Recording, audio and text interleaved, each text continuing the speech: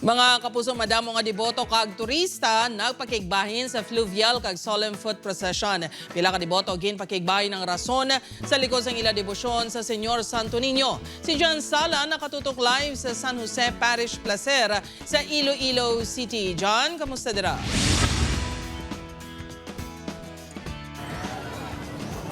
Jert, magluwas sa performances sa mga tribo kag masadya ng mga side events ng Dinagyang Festival. Sentro man sa kahiwatan ang religious activities. Gani madamo kagina ang nagupod sa fluvial kag solemn foot procession.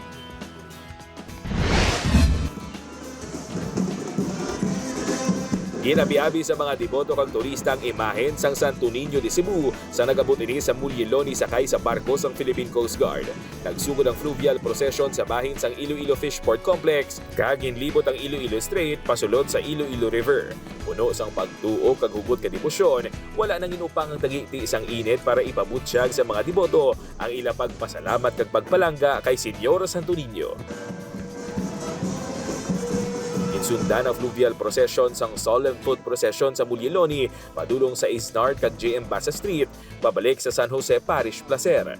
Ang fluvial kag solemn foot procession ang kabahin sang religious highlights sang Dinagyang Festival na ginhatagan sang mayor nga pagtamod sa festival. Magluwas sa nagkalain-lain nga mga imahen sang Santo Niño. May iban nga mga deboto nga ginpabayuan pa sang Santo Niño ang kabataan. Nag-start kami tungod gusto naman ng panaad sa Santo Niño bala nga maano namon ang bata para sa Santo Niño. Si Manang Lanilin, halin pa sa Bacolod City, tagsa katuig, panata sini nga magpakigbahin sa fluvial kag solemn foot procession. Ever since ako yan ng devotee nako sa Santo Niño. So ako ga believe gid ko nga joining the fluvial parade or fluvial celebration can complete your devotion as Santo Niño devotee. Panawagan sa mga deboto nga apisariyara nasa moderno nga panahon, hindi kuntan ipagkalimtan sang tanan ang matutuod nga rason sang Dinagyang Festival. Kamo ang matutuod nga debosyon sa Señor Santo Niño.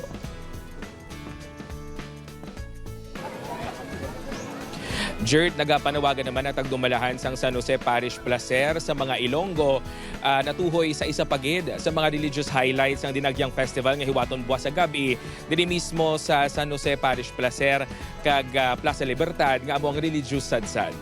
Jert? Madamo gid nga salamat sa update, kapuso John Sala.